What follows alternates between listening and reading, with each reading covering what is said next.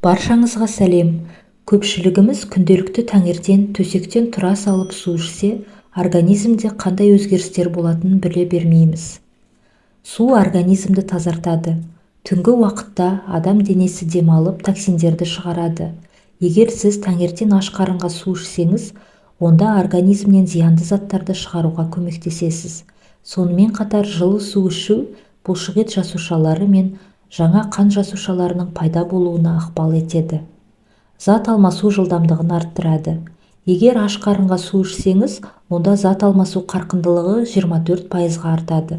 Соның арқасында ас қорытуыңыз жақсарып, артық салмақтан арылуға болады. Алайда бұл үшін жылы су ішкен дұрыс. Асқазанның бұзылуы мен қышылдан арылуға көмектеседі. Ас қорыту процесі асқазанда қышқылдың көбеюі салдарынан бұзылады. Қышқыл өңешке түскенде ауызда жағымсыз дәм пайда болады. Егер таңертең аш қарынға су ішсеңіз, онда қышқыл азайып, қышыл да болмайды. Осылайша асқазаныңыз таңғы асқа дайын болады. Теріңіздің сапасы жақсарып, табиғи қалыпқа ие болады. Сұйықтық жетіспегендіктен мерзімінен бұрын әжімдер пайда болып, тері тесігі үлкейе түседі. Зерттеулер нәтижесінде аш қарынға ішілген 500 мл судың қан айналымды жақсартатыны дәлелденген. Шашыңыз жалтырай түседі. Сұйықтық жетіспеуі салдарынан шаштың өсуі баяулайды. Су шашты ылғалдандырып, оған айрықша көлем береді. Егер адам сұйықтықты аз ішсе, шаш та жұқа әрі сынғыш болып кетеді.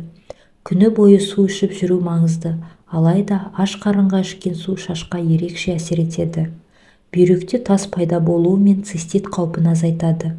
Төсектен тұра салып ішкен судың арқасында бүйрекке тас жиналуы мен қуықтың қабынуы қаупін азайтады.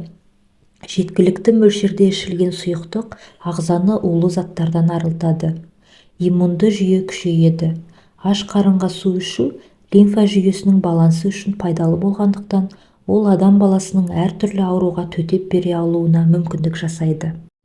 Құрметті арнамның көрермендері, егер де видео пайдалы болса, қазақ тілді арнаның дамуына үлес қосып, арнама тіркеліп, лайк басып, комментарийде өз пікірлеріңізді қалдырып кетіңіздер.